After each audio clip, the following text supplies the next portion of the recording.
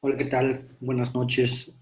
Mm, mm, Gracias por acompañarme nuevamente eh, en esto que intenta ser un taller de reflexiones y de interés, no solo para los que quieran asistir a psicología, sino para profesionistas o mm, de otros saberes, ¿no? Personas que practiquen otros saberes. Eh, Buenas noches, Lourdes, muchas gracias. Un gusto saludarte igualmente. Te mando un abrazo. Mm, Les comentaba que parte de la intención de estos talleres que estoy dando, uno a la semana, es compartir reflexiones, compartir información, datos, evidencia psicológica de por qué funciona, cómo funciona, y sobre todo invitarles a que puedan probar las herramientas que la psicología nos ofrece. Em, a pesar de que yo soy psicólogo y llevo 20 años asistiendo a análisis, también creo que el conocimiento de la psicología no es exclusivo del campo y del estudio de la psicología. Les cuento que tenía yo un maestro, un gran maestro, que me decía, eh, a propósito de las lecturas y de los avances que yo hacía, me decía, Fer, relájate, Fer, tranquilo, tranquilo, Fer. Eh, Fernando, que nadie es psicoanalista antes de los 30, ¿no?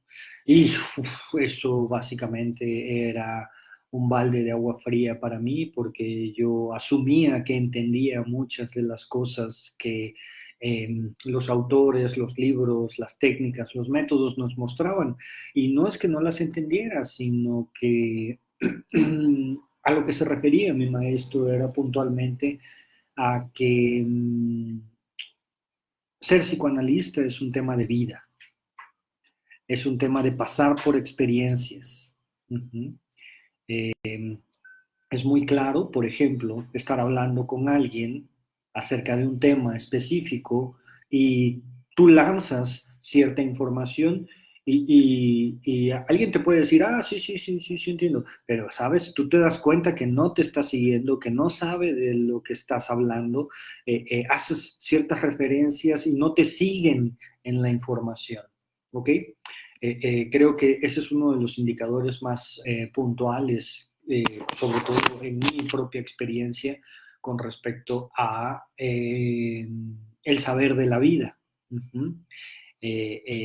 Cuando un psicólogo, psicoanalista, simple y sencillamente se acerca a los objetos, a los contenidos y a las experiencias desde un campo intelectual, no hay conexión, no queda, no entablas una conexión, ¿no?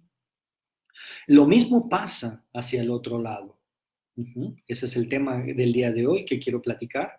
Eh, eh, Porque, bueno, muchas personas me han comentado, no, no, es que cobras bien caro, mano, no, y es que estaba yo buscando un psicólogo más barato. Eh, y bueno, seguro los hay. y, y honestamente no creo que el costo de una sesión sea caro, sobre todo porque soy usuario y a partir de eso, de mi propia experiencia, digo, no, no, no, a ver, no, ¿de qué hablan? De los beneficios emocionales de los que yo he sido testigo del otro lado, en el diván, sentado. eh, es que no tienen precio, ¿sí? No tienen precio. Cuando tú traes algo que te da vueltas en la cabeza y que eh, es difícil de entender, que está obstaculizando tu vida en general y después lo puedes desenmarañar y empezar a entender, oh, bueno, pues los beneficios que eso te otorga en tu vida diaria, en tu trabajo, en tu productividad, en tus relaciones, no se los puedes pagar al psicólogo con nada, man. Ujú. Que tú, bueno, que yo, que tú, que nosotros no los asociemos a las reflexiones, al discurso, a la retroalimentación que tenemos en el consultorio, eso es otra cosa. Pero sin duda, los temas importantes de nuestra vida adquieren otra dimensión, um, otra sensación, una vez que entras a un análisis. La forma en la que te acercas a todos esos contenidos, a todas esas experiencias, es completamente distinta. Primero me gustaría comentarles que eh, eh, gran parte del tema de la psicología y de su aplicación, eh, aunque los psicólogos tienen sus argumentos, también hay argumentos biológicos, también hay argumentos físicos, químicos, en general, se basan en una expresión, en una lengua hablada. Digamos que el instrumento con el cual la psicología funciona es el instrumento de la lengua, es decir, eso de lo que uno habla. Y ya por ahí hay ciertas limitantes en la experiencia. Eh, Porque bueno, si la realidad de nuestras vidas tiene, a ver, aquello que existe en nuestras vidas, existe porque lo podemos nombrar.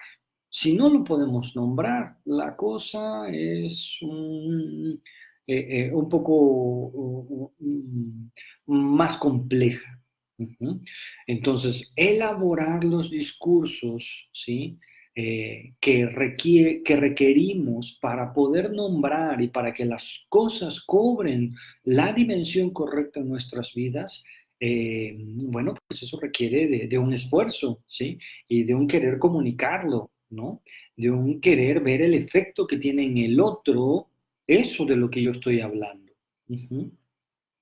Entonces, por ahí, bueno, ya tenemos un poco de complicaciones porque, para empezar, por ejemplo, los hombres somos re brutos para hablar, o sea, nos cuesta un montón de trabajo hablar y hablar incluso de nuestras emociones, de hecho, mucho más en nuestras emociones. Nos cuesta bastante trabajo. Y entonces podemos empezar a pensar, por ejemplo, que en la capacidad discursiva, ¿sí? De un niño, pues no es la misma que la de los adultos. Eso no quiere decir que los niños no se comuniquen. Por eso hay una psicología infantil que utiliza los instrumentos infantiles para poder comunicarse con el niño. Ujú. Pero también pasa en los adolescentes, también pasa en los adultos que trabajan, en los adultos que no trabajan, ¿sí? En los adultos, por ejemplo, que tienen eh, la posibilidad de hablar otros idiomas, ¿sí? Ellos pueden hacer referencias a cosas muy puntuales, diciendo cosas como, sí, como dirían los franceses, y te dan una frase. Sí, sí, como dirían en Estados Unidos, y te dicen algo, ¿sí? Es decir, hacen referencias a ciertos conceptos y a ciertas palabras que sin duda cobran su dimensión en el discurso y en el entendimiento de ese discurso. Entonces, eh, hay que pasar por experiencias y esas experiencias hay que poderlas hablar. Al hablar de esas experiencias, al ponerle nombres, ponerle símbolos, entonces podemos empezar a eh, eh, entender la problemática probablemente desde otro punto de vista o probablemente desde el lugar en el cual realmente pasan las cosas, que es la mente, ¿no? Digamos que la mente del ser humano vive en el lenguaje y es a través del lenguaje que la psicología empieza a funcionar. Eh, a Freud lo criticaron mucho porque él decía que se requerían, bueno, ciertos conocimientos para que el proceso de la psicología funcionara. Llegaron a decirle que se entendía entonces pues que la psicología era para burgueses, ¿no? Para ricos. No es necesariamente una experiencia exclusiva de la gente que tiene capacidad adquisitiva.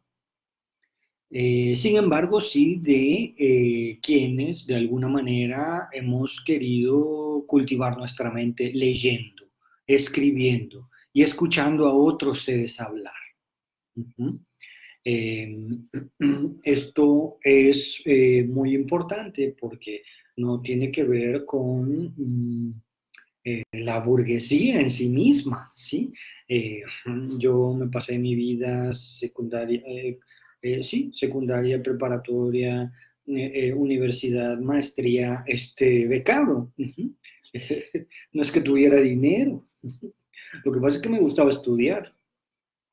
Uh-huh. Conocí a un chico esta semana, un chico que hacía referencia a un origen muy carente, ¿no? Eh, sin embargo, el sujeto creció, estudió, vivió 4 años en Francia, habla perfecto inglés, uh-huh, y alza la mano, un joven de 35 años, lo cual es bastante complicado porque a los hombres no les gusta hablar de sus cosas. Alza la mano para venir a hablar y decir, ¿sabes qué? Tengo este proyecto, pero no lo puedo hacer por esto y quiero lo otro. Me pasó esto otro, pienso de esta manera. Eh, Fascinante realmente.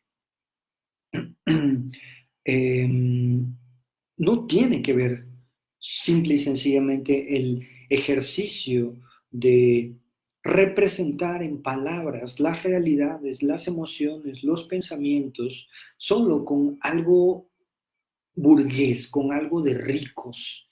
Tiene que ver con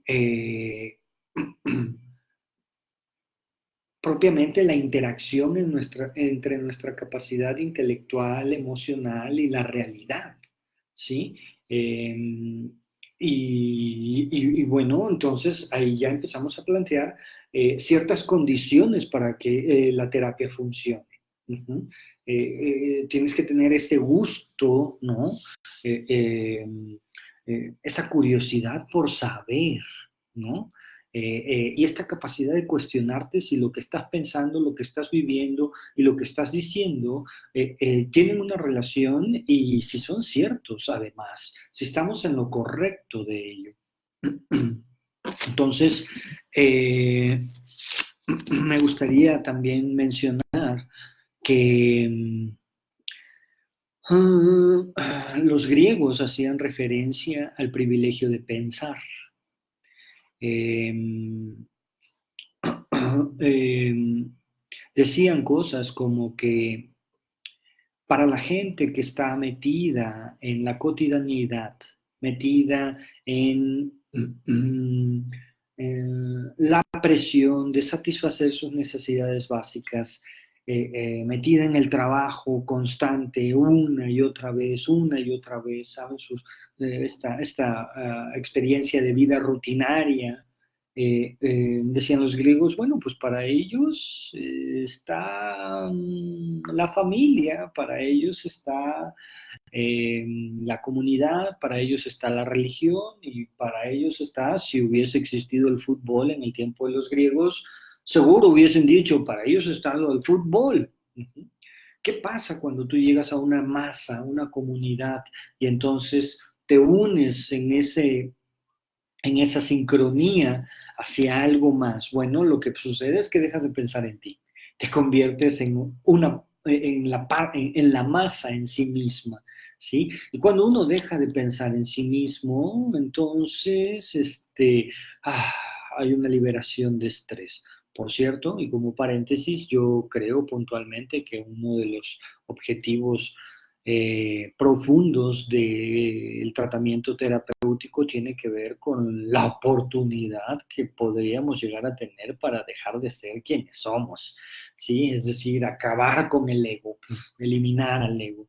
Sí, sí, sí. Si algo persigue la psicología es darnos cuenta que ese ego, esa historia, esa idea que tenemos de nosotros mismos, es una construcción y que en la medida en la que la podemos deshacer, es decir, podemos dejar de ser nosotros mismos, también nuestros síntomas y nuestras necesidades empiezan a diluirse.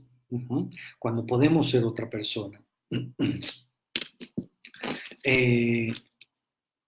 Para quienes no tienen tiempo de pensar, decían los griegos, para ellos está la sociedad, para ellos está la iglesia, para ellos está el fútbol, para ellos está la comunidad, la familia, ¿sí? Llegas y pues eres parte de algo y entonces, ¿vale? Es una práctica muy, muy común. Tú llegas, haces este ritual cotidiano y entonces después sales y te vuelves al estrés de la vida cotidiana, ¿no? Después, decían los griegos, estamos nosotros, los que tenemos tiempo y espacio para pensar. A ver, estamos hablando de condiciones de lenguaje, de condiciones de un ejercicio intelectual, de un cuestionamiento y de condiciones de tiempo y espacio. Entonces ya no estamos hablando de toda la población, sino de la población que tiene tiempo y espacio para cuestionarse si eso que es lo único que puede ser, si eso que le contaron que es lo único que puede llegar a ser. Y esos deseos que planteó cuando él era joven, chico o niño, son los únicos deseos que se tienen que alcanzar para sentirse bien. Uh-huh. Eh, por lo tanto, empezamos a entender el ejercicio de la psicología como un ejercicio privilegiado en donde no solo hablas, sino también escuchas de una manera específica, en donde eh, surgen asociaciones, reflexiones, lapsus, actos fallidos, chistes, interpretaciones, metáforas, recuerdos que no surgen en ningún otro lugar. Y que cobran significancia en la medida en la que los montamos en, claro, el lenguaje, claro, nuestro ejercicio intelectual y, por supuesto, en el tiempo que nos damos a nosotros mismos para conocernos y para también responsabilizarnos de nosotros mismos. Eso, señores, señoras, es sin duda un privilegio y los privilegios efectivamente tienen un costo que no tiene que ver con el costo económico de un tratamiento de la psicología, sino tiene que ver con un costo de tiempo, tiene que ver con un costo de esfuerzo, tiene que ver con un costo emocional, en donde a través de el intercambio de ideas, pensamientos, emociones, relatos, historias, nos empezamos a dar cuenta eh, eh, de que operan fuerzas distintas a las que creemos que somos. Eh, eh, pensemos, por ejemplo, en un niño que dice, da. Y entonces la mamá se para y va hasta el otro lado del cuarto y le trae un lápiz al niño. Y le dice, aquí está, mi amor. Y entonces el niño, que se entretiene con una piedra, agarra el lápiz y empieza a jugar con el lápiz. Y entonces la mamá dice, ya ven, es que quería el lápiz. No quería nada. No dijo quiero el lápiz, no dijo nada. ¿Qué pasa ahí? Bueno, pasa que la madre, como es completamente normal y además estructural, interpreta el deseo del niño. Uh-huh. Le da intención, le da objetos a ese niño. Uh-huh. Y después le dice, no, mi amor, si es que tú desde chiquito te gustan los lápices, ¿no? Y entonces el sujeto se convierte en un gran dibujante al cual tú te lo encuentras y le preguntas, oye, no manches, dibujas padrísimo, ¿qué onda? ¿Desde cuándo? Desde chiquito, yo desde que soy chiquito soy así. Uh-huh. ¿Realmente somos lo que nos han dicho que somos? Eh, Caer en cuenta de esa información, caer en cuenta de que operan otro tipo de condiciones, otro tipo de fuerzas que no necesariamente tienen que ver con nuestros potenciales, con lo que somos. Eh, bueno, pues lleva tiempo. Uh-huh. Y a veces para construir hay que destruir, y parte del trabajo de la psicología de construcción es en parte un trabajo que lleva tiempo en el cual nos damos cuenta que no somos lo que somos y que podemos ser otra cosa. Eso lleva tiempo. Uh-huh. Entonces, bueno, no es una intervención como el resto de las intervenciones de la salud, ¿no? Mira, vienes, te hago un diagnóstico, te tomas esto y te sanas. No, vienes, sí, podemos plantear ciertos diagnósticos, pero en la medida en la que vamos hablando y vamos hablando y vamos hablando, lo que sucede es que nos vamos dando cuenta de más información y de más información y de más datos y de más conocimiento, ¿sí? Freud planteaba la idea de una cebolla, ¿no? Quitas una capa de la cebolla y queda otra, luego quitas y queda otra, y luego quitas y quitas y quitas y quitas y quitas y tienes que quitar muchísimas capas para después darte cuenta que tu esencia es libre de todas esas creencias, de todos esos discursos y de cómo esas creencias y discursos hacen que operen emocionalmente en tu cuerpo ciertas fuerzas, ¿sí? Eh, Así que, bueno, por supuesto que es un ejercicio que va a llevar tiempo, ¿no? Eh, es importante a partir del tiempo plantear la idea de la necesidad que tenemos para resolver ciertas problemáticas, porque estamos acostumbrados a ir al psicólogo ya que fuimos al doctor, al cardiólogo, ¿no?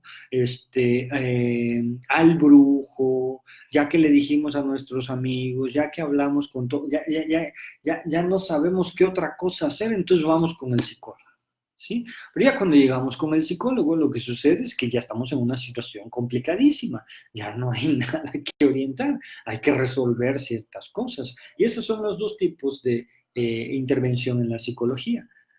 Uh-huh. La psicología resolutiva y la psicología de prevención. Uh-huh. Pasa que, por ejemplo, nos levantamos y nos da hambre, uh-huh. Comemos, se nos quita el hambre, ¿sí? Pero después tenemos que salir al tráfico, después llegar al trabajo, resolver ciertas situaciones, pelear con el jefe, irnos a la junta,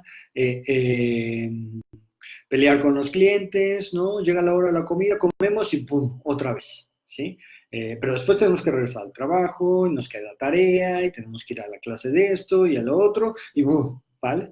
Eh, eh, este efecto que nos genera el comer, el dormir, el descansar, lo digo con todo respeto, el coger, el hacer ejercicio, lo único que nos hace es realmente eliminar el displacer de la vida. Uh-huh.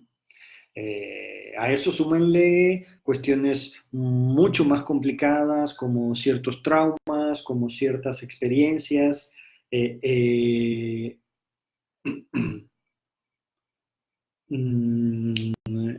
¿no? Ciertas problemáticas eh, este, ¿no?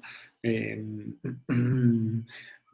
eventos en nuestra vida, cambios, bueno, pues entonces lo que pasa es que uno llega al psicólogo y uno quiere realmente que se resuelvan las cosas rápido. Hay ciertas herramientas, hay ciertas intervenciones, pero uno no va al psicólogo en crisis. Es como la gente que dice, ay, es que tengo 20 kilos de más, me voy a poner a hacer ejercicio. Híjole, mano, ¿no? O la gente que dice, no, es que estoy súper estresado, me voy a poner a meditar. No, no, uno no medita cuando está estresado, uno medita cuando está bien. Sí, uno no resuelve las cosas cuando tiene una bomba de tiempo en sus manos, ¿sí? Porque el estrés nos va a hacer cometer errores, ¿no? Entonces, se complejiza el trabajo resolutivo, ¿sí? Habemos quienes hemos desarrollado técnicas y que hemos desarrollado herramientas y que podemos hacer ciertas intervenciones puntuales, rápidas, ¡pum! ¿Sí? Pero la mayoría de los síntomas que tienen un origen emocional son como esa cebollita que tenemos que ir quitando y quitando y quitando y quitando, y eso lleva bastante tiempo. Después está la otra oportunidad, la de la conciencia, ¿sí?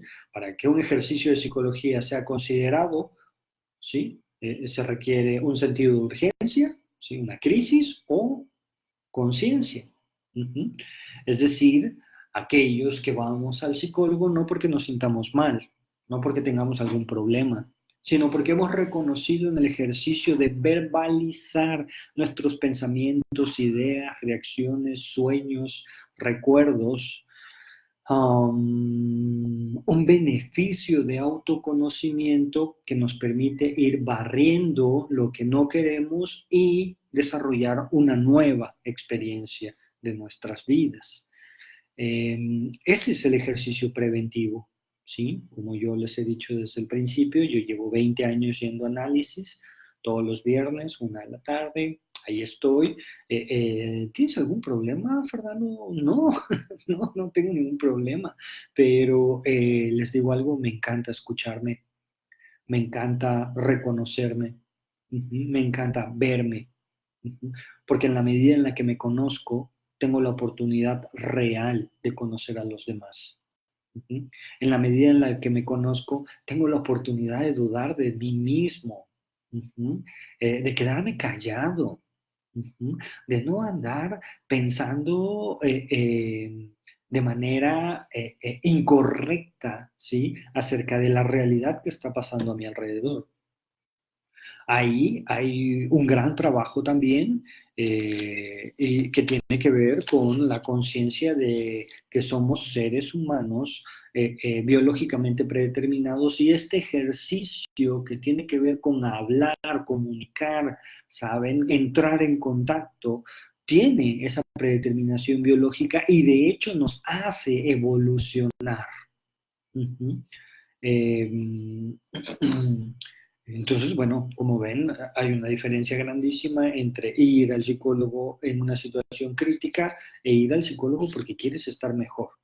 Esto es como decimos yo y mis colegas en la empresa, ¿no? No es el cliente M-Force, ¿sí? No es el que no puede, es el que quiere más. Ujú. Siempre se puede estar mejor, siempre se puede tener mejores relaciones, siempre se puede estabilizar más la mente, siempre se puede tener más gozo, siempre se pueden tener muchas más alternativas que solo las que hemos pensado. Y cuando descubrimos ese camino, tenemos la oportunidad de modificar nuestro futuro. Ujú. Todo esto para decirles, ok, la psicología es cara con respecto a qué. Porque nos hemos pasado la vida comiendo alimentos que no nos hacen bien, sosteniendo relaciones que no nos hacen bien, soportando trabajos que no nos ayudan a desarrollarnos,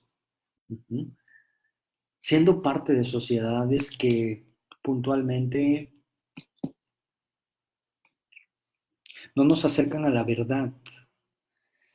Um, y bueno, pues ahí es en donde yo digo, órale, está padre porque nos preparamos para un montón de cosas, para la exposición, para el trabajo, para casarnos, para el maratón, para un montón de cosas, pero no nos preparamos para las vicisitudes de la vida, para los cambios propios de la vida, para la enfermedad. No nos preparamos para la vejez, no nos preparamos para la muerte, no nos preparamos para enfrentarnos al egocentrismo en el cual los seres humanos hemos aprendido a prosperar. Eh,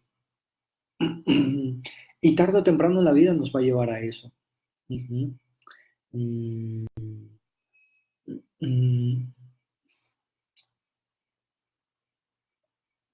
habemos quienes estudiamos muchísimo, toda nuestra vida, uh-huh, pero si no nos preparamos para nuestras pasiones, para enfrentarnos, para el autogobierno de nuestras pasiones, después terminamos enamorándonos de cada bicho raro y todo el mundo dice, pero Fernando, ¿por qué?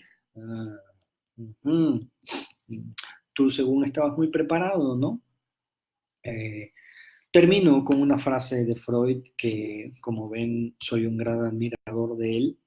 Él decía, sí, el psicoanálisis es caro, pero es más cara la ignorancia. Así que, ¿creen que vale la pena invertir en el autoconocimiento? Desde mi punto de vista, sí, y les invito a que lo hagan. No conmigo, ¿eh? Porque yo cobro caro. Háganlo con ustedes mismos. No es necesario un psicólogo para despertar la curiosidad, para despertar la pasión por la verdad, ¿sí? Para despertar el respeto hacia los demás seres humanos. Eh, miren, tengo una pregunta de Lourdes. Siempre escucho que se debe pensar, decir y actuar igual. Si no es así, no se logra sanar. Usted lo comenta también. ¿A qué se debe? Muy bien. Con esa pregunta termino. Muchas gracias, Lourdes, por escucharme y por hacerme esta pregunta que además es súper, súper, súper bonita. Eh,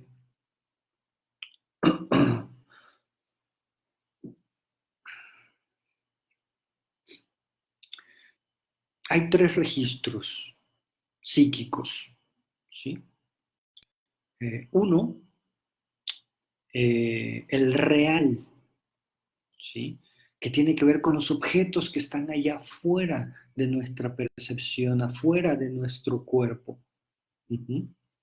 Objetos que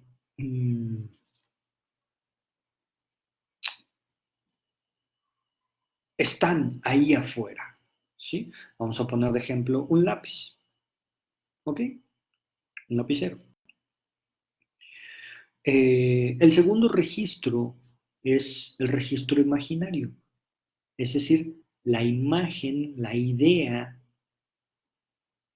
el concepto que yo tengo de el objeto que está ahí afuera.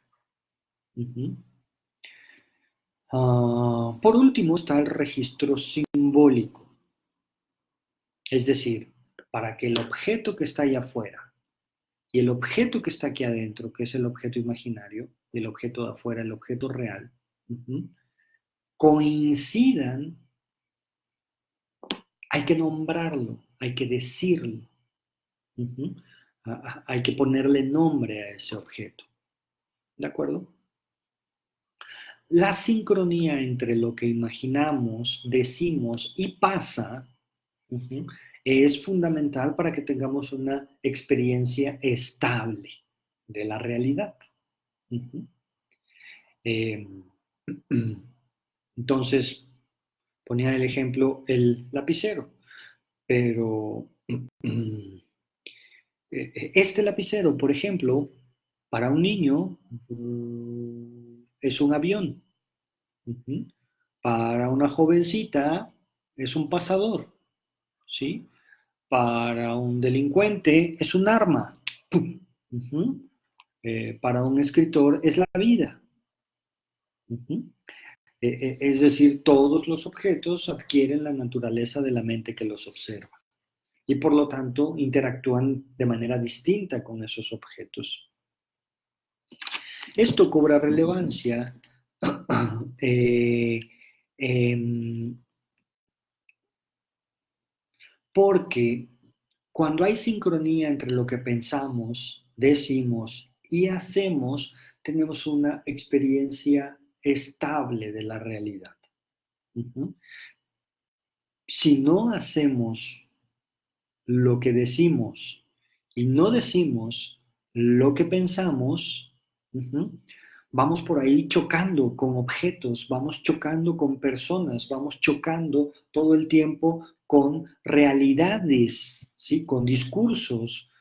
Oye, pero tú habías dicho esto. Ah, sí, pero es que me equivoqué. Ah, oye, pero tú dijiste, yo te vi hacer esto. Ah, no, no, yo no lo hice. No, pero yo te vi, ¿sabes? Entonces, hay una disonancia entre el mundo interno y el mundo externo. Para que no exista esa disonancia, tenemos que ser lo más sensatos posibles. Uh-huh. Y entonces sincronizar lo que pensamos con lo que decimos y lo que decimos con lo que hacemos. ¿Sí? Eh, eh, no es tan fácil, Lourdes, porque muchas veces no le prestamos atención a esos discursos, a esas cosas, esos pensamientos, esos diálogos interiores. Uh-huh. Eh, eh, de ahí los actos fallidos. Por ejemplo, alguien que dice que tiene un tiempo, pero que no deja de ver el reloj. A ver, ¿tienes tiempo o no tienes tiempo? O alguien que te dice, sí, sí, Lourdes, estoy súper interesado en lo que me estás diciendo, pero sí, cuéntame, cuéntame, por favor, sigue hablando, yo te estoy escuchando. No te está prestando atención, no está tan interesado. Uh-huh. Alguien que dice que es súper formal, pero nunca lo has visto vestido correctamente, armoniosamente, ¿no? O lo contrario, ¿no? Este ejemplo me encanta, ¿no? Alguien que quiere convencerte a huevo de que es feliz. No, no, mira, a ver, Lourdes, yo soy súper feliz, ¿eh? O sea, yo nunca he tenido ningún problema, yo soy súper feliz, estoy feliz de mi vida, feliz de esto, feliz de lo otro. Entonces, ¿qué haces en el psicólogo? ¿Mm? Um, ¿De acuerdo? Esos datos, esas disonancias, esos ¿no? Que, no sé, la gente que va a la iglesia, pero pelea por un lugar en el estacionamiento, ¿sí? Este, mm, la gente que va a un concierto, pero termina golpeándose con otras personas. Oye, ¿no ibas a divertir? ¿No ibas a divertirte? ¿No? La gente que toma, que dice que toma porque se siente mejor, pero terminan hechos pedazos al día siguiente y se pelearon, hicieron un pancho y todo. Es como, a ver, dijiste esto, hiciste esto y seguramente piensas otra cosa, ¿sabes? Eh, eh, la razón por la cual invitamos los psicólogos a que haya una sincronía entre lo que se dice, entre lo que se piensa y entre lo que se hace, es para que nuestra experiencia sea más fluida en la realidad. Si no es así, vamos a estar chocando con objetos externos todo el tiempo, con amistades, ¿sabes? Vamos a generar confusión en las otras personas y eso tarde o temprano terminará mm, por alejarnos de las personas, por alejarnos de nuestros objetos y de nuestros seres queridos, porque entonces ya no nos creen, uh-huh, ya no nos creen. Eh, mm, yo creo que pensar, decir lo que se piensa y hacer lo que se dice es un signo de congruencia. ¿Y qué creen? Todos queremos estar cerca de las personas que son congruentes.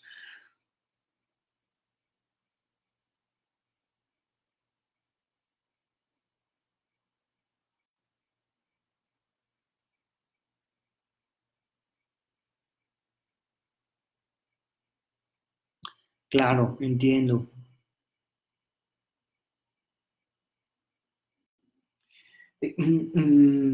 Bueno, pues lo que sucede es que surge un deseo y reprimes el deseo. No solo te pasa a ti, yo tenía una paciente que me decía, ay, Fer, es que de repente me dan un montón de ganas de salir y le hablo a mi amiga y le digo, oye, sí, vamos a vernos, termino de hablar con ella y digo, no, ya no quiero salir. ¿Sí? Hay una disonancia. ¿Quién desea? La niña quiere salir. Y después, ya sabes, la mamá te regaña y te dice, no, no tienes que salir porque tienes que trabajar, porque tienes que hacer esto otro, ¿no? Eh, eh, eh, Esas fuerzas que están adentro de nosotros interactuando, ¿sí? Nos generan esta sensación de trabazón, ¿no? Oye, yo iba para allá, pero terminé del otro lado, ¿no? Oye, yo quería hacer esto, pero terminé haciendo otra cosa. Yo dije que iba a hacer esto y después no lo dije, ¿saben? Perdemos credibilidad en el mundo y perdemos credibilidad en nuestro mundo, dentro de nuestro mundo. Igualmente nos sucede algo así. Uh-huh. eh, si nosotros no creemos en nuestra palabra, ¿quién va a creer en nuestra palabra ya? Para creer en nuestra palabra tenemos que ejecutarla, ¿sí? Y para ejecutarla tenemos que tener una motivación clara, concisa, de por qué y para qué queremos esto. Uh-huh. eh, el sol por sí mismo una fuente de daño, sobre todo porque estamos dentro de este planeta que tiene una atmósfera y que tiene un campo electromagnético. Si no tuviéramos eso, seguro saldríamos y en 20 segundos nos acaba el sol. Uh-huh. Pero además, para ir a la playa no necesariamente tenemos que asolearnos, ¿saben? Podemos cubrirnos, ponernos una sombrillita y todo eso. Y la idea es que haya congruencia entre nuestro deseo y nuestro acto, Lourdes, ¿sí? Entonces yo creo que ahí tienes, un trabajo grandísimo, mujer, tienes una tarea grandísima. Uh-huh. eh, eh, para sincronizar lo que piensas, lo que dices y lo que haces. No solo tú, Lourdes, la mayoría de las personas, a todos nos pasa. La diferencia contigo es que tú ya te estás dando cuenta. Y eso, Lourdes, eso es conciencia. ¿Sí? Pregúntate, cuestiónate, anímate a hacer cosas que antes no harías. Pregúntate si esto que has dicho que eres es lo único que puedes ser o puede ser otra cosa. Y ahí vas a encontrar sensaciones y respuestas bien bonitas, Lourdes.